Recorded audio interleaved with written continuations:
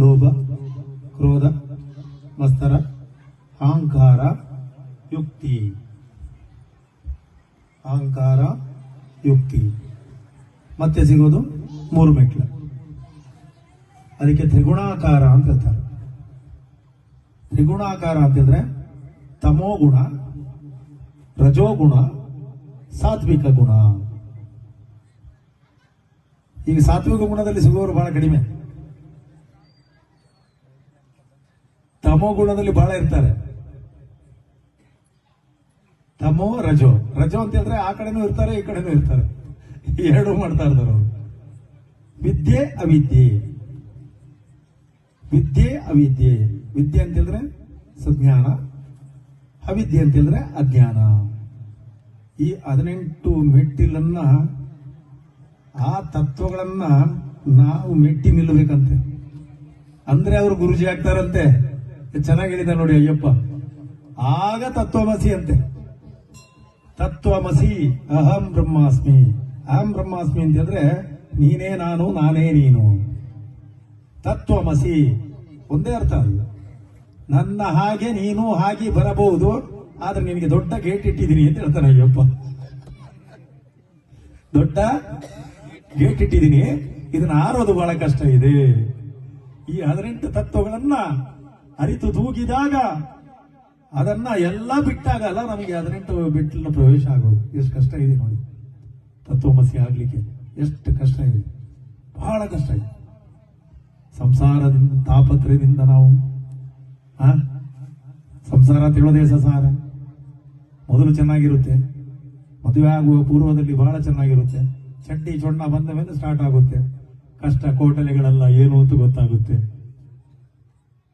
ಮಕ್ಕಳು 12 ವರ್ಷದ ಒಳಗಡೆ ಇದ್ರೆ ಚಂದ.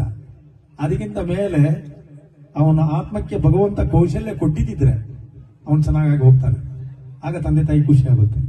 ಅದು ಏನು ಕೀಟ್ಲೆ ಕೋಟ್ಲೆ ಮಾಡ್ಕೊಂಡು ಹೋಗ್ತದಲ್ಲ, ಆಗ ಸ್ಟಾರ್ಟ್ ಆಗುತ್ತೆ ನಮ್ದೆಲ್ಲ ಉರಿಲಿಕ್ಕೆ. ಹಾಗಾಗಿ ಅದನ್ನೆಲ್ಲ ನಾವು ಮೆಟ್ಟಿ ನಿತ್ತು ಆ 18 ತತ್ವಗಳನ್ನ ಅರ್ತು ಆ ಭಗವಂತನ ಹತ್ರ 18 ವರ್ಷಗಳ ಹೋಗೋದು ಅಂತಂದ್ರೆ ಅದು ಮಹಾ ಪುಣ್ಯವಂತರಿಗೆ ಸಾಧ್ಯ. ಇವರೆಲ್ಲ ಪುಣ್ಯವಂತರು, ಭಾಗ್ಯವಂತರು. 18 ವರ್ಷಗಳ ಕಾಲ ಆ ಶಬರಿಮಲೆ 48. ಇದು ಆಕ್ಚುಲಿ ಏನಿದೆ ಅಂತಂದ್ರೆ 48 ಕಿಲೋಮೀಟರ್ 18 ವರ್ಷಗಳ ಕಾಲ. 48 ಕಿಲೋಮೀಟರ್ ಪಾದಯಾತ್ರೆ. 48 ಕಿಲೋಮೀಟರ್ ಪಾದಯಾತ್ರೆ ಮಾಡಲೇಬೇಕು. 18 ವರ್ಷಗಳ ಕಾಲ 48 ಕಿಲೋಮೀಟರ್ ನಡೆದು ಆ ಭಗವಂತನ ಸನ್ನಿಧಿಯಲ್ಲಿ ಒಂದು ದಿವಸ ಮಲ್ಕೊಂಡು. ಯಾಕೆಂತಂದ್ರೆ ಯಾವುದಾ ತೀರ್ಥ ಪ್ಲೇಸಿಗೆ ನೀವು ಹೋದ್ರೆ ಒಂದು ದಿವಸ ನೀವು ಮಲ್ಕೊಳ್ಳೇಬೇಕು. ಆ ಎನರ್ಜಿ ಪವರ್ ನೀವು ತಗೋಬೇಕಲ್ಲ. ನೀವು ಹಂಗೆ ಬಂದ್ಬಿಟ್ರೆ ಪಾದ ಎನರ್ಜಿ ತಗೊಂಡು ಬರ್ತದೆ. ಒಂದು ದಿವಸ ಅಲ್ಲಿ ಮಲ್ಕೋಬೇಕು. ಅಂದ್ರೆ ನಿಮ್ಮ ಸ್ವಪ್ನ ದೋಷ ಎಲ್ಲ ಕಲ್ಮಸಗಳು, ನಿಮ್ಮ ದೇಹದಲ್ಲಿರುವಂತಹ ಕಲ್ಮಸಗಳು ಎಲ್ಲನೂ ಬಿಡುಗಡೆ ಆಗುತ್ತಂತೆ. ಹಾಗಾಗಿ ಆ ದೇಗುಲದಲ್ಲಿ ಮಲ್ಕೊಂಡು ಯಾರು 18 ವರ್ಷಗಳ ಕಾಲ ಈ 48 ದಿವಸ ವ್ರತವನ್ನ ಮಾಡಿ 48 ಕಿಲೋಮೀಟರ್ ನಡೆದು 18 ಮೆಟ್ಟಿಲನ್ನ ಹತ್ತುತ್ತಾನೋ ಅವನು ನಿಜವಾದಂತ ಮಹಾಯೋಗಿ. ಮಹಾಯೋಗಿ.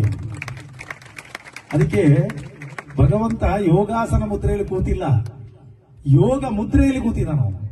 ಆ ರೀತಿ ಕೂರ್ಲಿಕ್ಕೆ ಯಾರಿಂದನೂ ಆಗೋಗಿಲ್ಲ. ಅಯ್ಯಪ್ಪ ನಂಗೆ ನಮ್ಮ ಆರ್ಟಿಸ್ಟ್ ಕಮರ್ರೆ ಇದ್ದಾರೆ. ಈಗ ಆ ರೀತಿ ಕೂರ್ಲಿಕ್ಕೆ ಆಗುತ್ತ ಮಗ?